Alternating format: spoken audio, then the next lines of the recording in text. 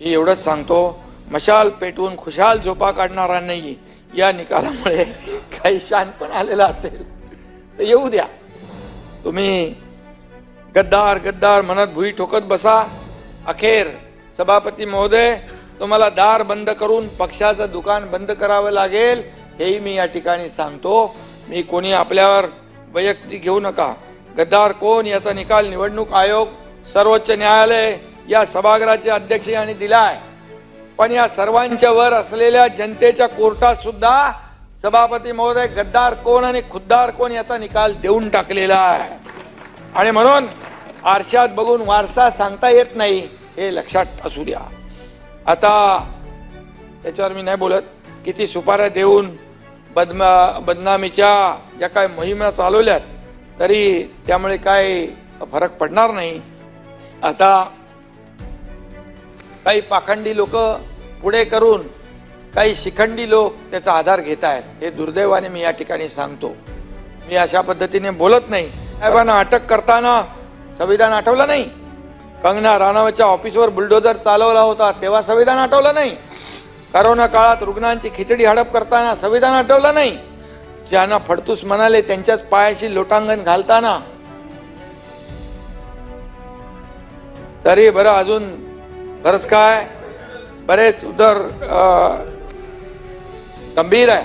अंतिम आठवड्यात आहे. जे लोकांनी जे बोलले त्याचं उत्तर मी देतोय. संविधान तो बाबासाहेबांच्या संविधानावर आधारित आहे आणि म्हणून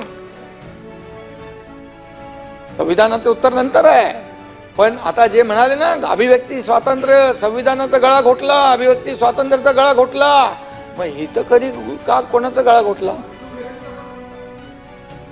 मनसुख हिरेन किती आहेत.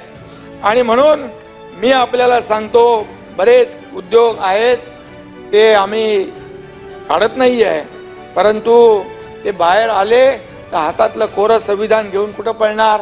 आता ते संविधान कोणी दाखवायला लागलं? ते काल कोणीतरी परवा दाखवले छोटा डायरी. जाऊ दे त्याचा. आणि म्हणून मी एवढंच सांगतो, कार्यकर्त्यांनी पेटवा मशाल, आम्ही बंगल्यात झोपतो खुशाल. हा जो काही ही पद्धत आहे. अरे बाळासाहेबांनी केले ना, कार्यकर्त्यांच्या मागे उभे राहिले बाळासाहेब, म्हणून तर शिवसेना मोठी झाली. आणि म्हणून मी त्या याच्यात जात नाही राजकारणामध्ये. परंतु बोलताना, आरोप करताना, रोज पायऱ्यांवर आरोप करता, रोज मीडियासमोर आरोप करता, जो रोज हे करता.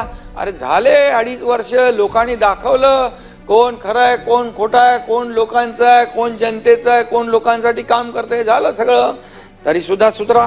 काही लोक बिथरलेत. आणि म्हणून या ठिकाणी कॉन्क्रीटच्या रस्त्यांच्या कामाची चौकशी झाली पाहिजे असं जे लोक म्हणतात, नक्की चौकशी करायला पाहिजे. जिथं चुकीचं आहे तिथं चुकीचं आहे.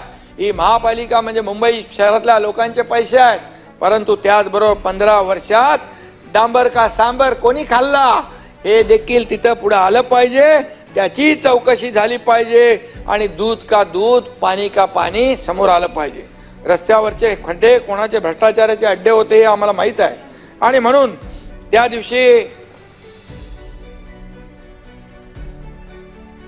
काही मिस्टर बीन ने डस्टबिनचा उल्लेख केला.